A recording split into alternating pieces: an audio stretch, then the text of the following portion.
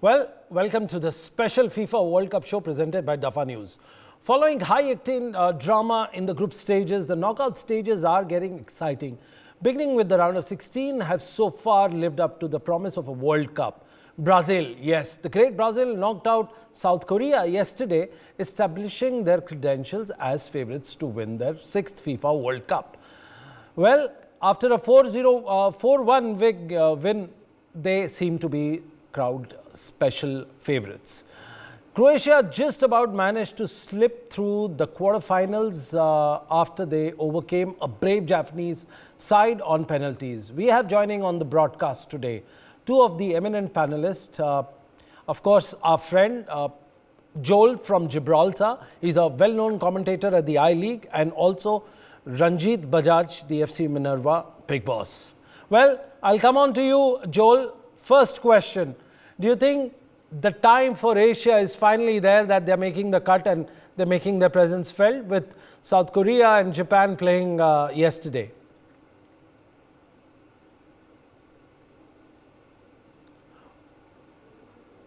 Well, Joel, if you can hear us. Well, there seems to be certain technical problem. I think he's muted. You've got to unmute yourself. We'll come back to Ranjit. Ranjit, you've seen a lot of Asian matches. Do you think the time for Asia is finally there? It's time not for Africa, but time for Asia. Yes. Thank you so much, first of all, for having me on NewsX.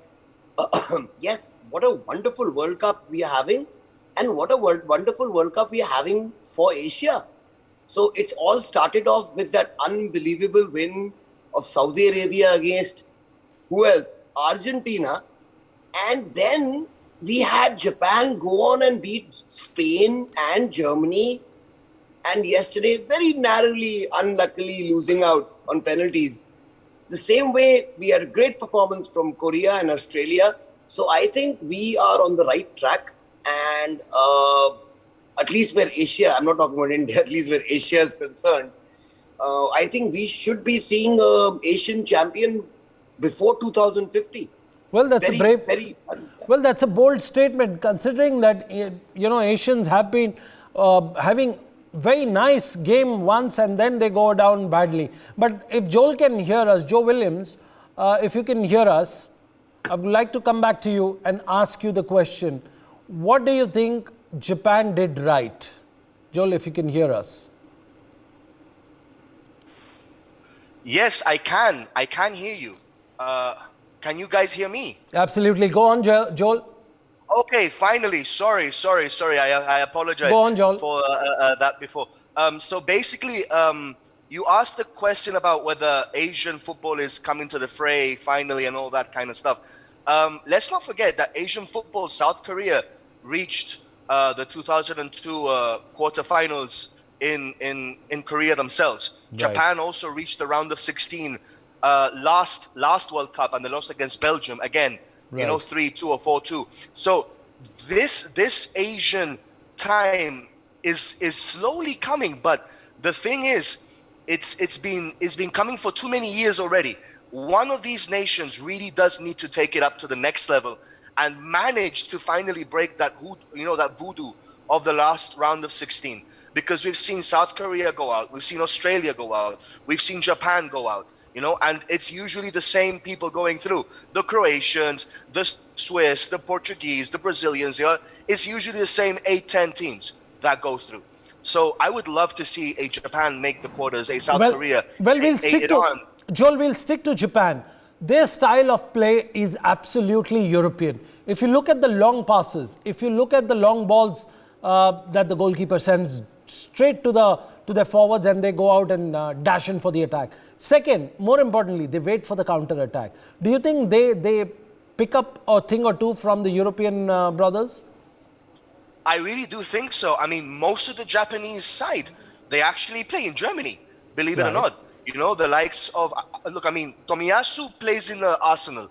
Yoshida used to play for Southampton. Endo, Ito, Morita, Nagatomo, Ritsu Doan, Maeda plays for Celtic. Kamada plays in Frankfurt. So most of these players that we're seeing for this Japanese side, even from the bench, Minamino and the other guys, they all play their football in Europe, most of them, except the goalkeeper who plays in Shimizu S Pulse in Japan. but they all have experience playing in Europe. So this has served them really well. And what you say is right. The way of playing football for Japan is very Europeanized. The way that they beat Germany, the way that they beat Spain, the way that they almost managed to beat Croatia. You know, I mean, let's not forget, Germany, World Cup champions, Spain, World Cup champions, Croatia, last time's finalists. So they are not playing against other Asian sides where they usually beat them at a canter. They're playing against top nations that are experienced and that have done it time and time again. So for Japan, very interesting point. I'll come back to Ranjit in a while, but right now, sticking on with your point, you said they play at the European level. Their players are the biggest export from Japan to the rest of the world, and they play at the highest possible league. Take a step back. Yesterday, it was a game, if Japan had to finish, considering they were leading 1 goal up, it was a game of 120 minutes. But the moment they get into a penalty shootout, do you think that was their Achilles heel? Look, a penalty shootout, and I know Ranjit has been quite a few of them himself. It's the luck of the draw, man. It really just depends on how you're feeling as a coach myself also.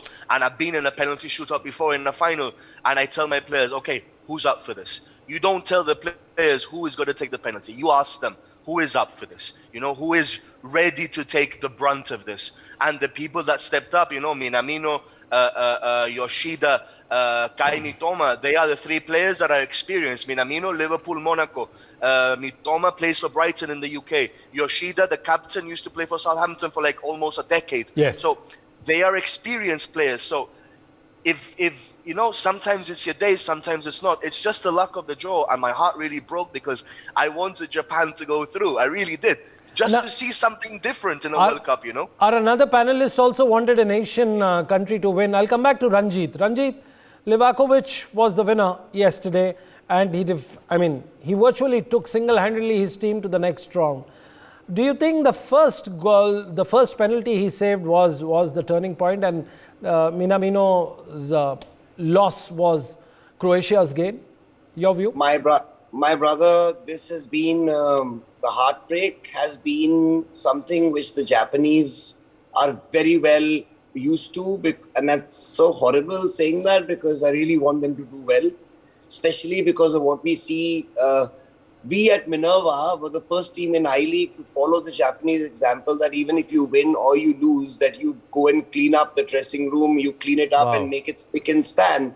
And people started following that in India. I mean, the kind of things we can pick up. But don't forget, a little correction of what Joel said. In fact, in the 2002 World Cup, we had Korea coming 4th. Yes. And last year, in fact, Japan was 2-0 leading against Belgium, and they lost 3-2 to Belgium and had a goal in the extra time scored. So again a heartbreak. And then again this time another heartbreak. Like he said, the only time a coach does not go and tell his team what to do is in the penalty shootout. You only go and ask the people, okay, are you up for it? Because it's not about, see, everyone can kick a ball into the net. Okay, but it's about the handling that pressure and having that in you that, okay, fine, I can do it in front of what now? In fact, in this penalty shootout, in front of 2 billion people, you have to understand the pressure. It's a World Cup, 2 billion people are watching you. And that is why you saw the penalties look so weak.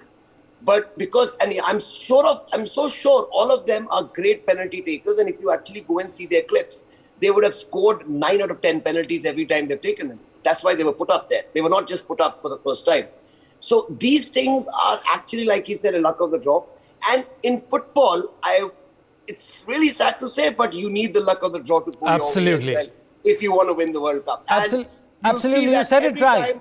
Is it fair, Ranjit, is it fair? I'm sorry, I'll have to cut you there, but is it fair to say that the giant killers last night became the prey of a bigger team? Yes. So the giant killers run actually came to an end. But they gave us a great tournament to show that anything is possible. A great fill-up for a country like us, for India. So Saudi Arabia can beat Argentina, and Japan can go and beat Germany and Spain. We can definitely go and beat Japan and South Korea and get to the top 4 in Asia. Well, we talk about hope here, but we'll also move our focus to the next match, which was an absolute fan delight. Yes, It's about the Brazil versus your Asian team again, South Korea. Your views on the Brazilian act last night? I mean, do you think the old samba dance, the play, the dribble, everything we got to see in the first half? Yes. It was total dancing going on by the Brazilians. So we had the flamingos and we had actually the Copacabana happening. I mean, it was just so beautiful to see. The goals they scored were true Brazilian magic. You know, when we saw in the first match, the first only goal which I saw, wow, was Richardson's goal in the first match. After that, we've not seen any world-class goals. But yesterday, what Brazil put up was a show for us. They dominated. They finished the match within 20 minutes. After that, they just kept the ball. They didn't they didn't shift out of the second gear. So I would say after yesterday's performance, one of the top contenders has to be Brazil. If they can get through Argentina, which they will, I think will be the next big title, I think, from that side. And from there, we have England coming on and France coming on. I mean, what a crazy World Cup. Joel, I'm going to come back to you with this question. Joel, if you can hear us. Very interestingly, I want to ask you, it was a game of two halves. In the first half, you scored 4 goals and that's the end of the business. Then you come back after the halftime and you give the entire bench strength, including your second, your third goalkeeper a chance. Is that the right template for future, giving opportunities to your bench strength? Look, I have to say one thing, and I believe yesterday Paulo Bento, the coach for South Korea, was very naive. Right. He set up his team. He set up his team to play against Brazil, as we say in Spain, the 2-2, man for man, and trying to play to Brazil the way Brazil plays, and he messed up big time. You cannot do that against Brazil. He should have sat back, soaked up the pressure. He was too open. You know, the midfield, the line between midfield and defense was not tight. It was too open. It was too wide. So I think South Korea were naive yesterday. I think they were naive. They should have changed the way that they approached the game. Now, with regards to Brazil, I do concur that they are perhaps one of the favorites. I see Brazil, I see France, I see England at a higher level perhaps in this World Cup than the likes of Portugal, the likes of Spain, the likes of Netherlands. I see those teams as the 3 main challengers. Even Argentina is in the second pot of challengers. I don't see them perhaps beating Brazil. I don't see them beating all these other teams. I think South Korea yesterday were naive. They should have changed their style. And the first 20-25 minutes, hold on, soak up the pressure. We did that so many times at Minerva, right, Ranjit? We soaked up the pressure against East Bengal in Bengal, in Calcutta. We soaked up the pressure, hit them on the counter. We managed to beat them. All these different things that we did. They didn't do that. They were naive. And that, again, is a lack of experience at this higher level that they showed. It's a lack of experience. And Paulo Bento is a good coach. But yesterday, he was naive. Well, thank you, Joel, for your comments. I'll just take the last 30 seconds from Ranjit. Ranjit, where do we go from here? Are you looking forward to the England-France game, or you have eyes set on the other games? No. I mean, England-France game, wow. Okay, now with both these teams, with Kylian Mbappe going crazy with the kind of goals he's scoring, standing out. And can you believe that he's already on 9 World Cup goals and he's only 23? Absolutely. Only 23. So that means to get to Miroslav Klose's 14 goals is not very far away, and he'll definitely be beating it. And then this other side, you have England, Harry Kane and Rashford and Sako, everybody going crazy with the goals there. It'll be, what a match it will be.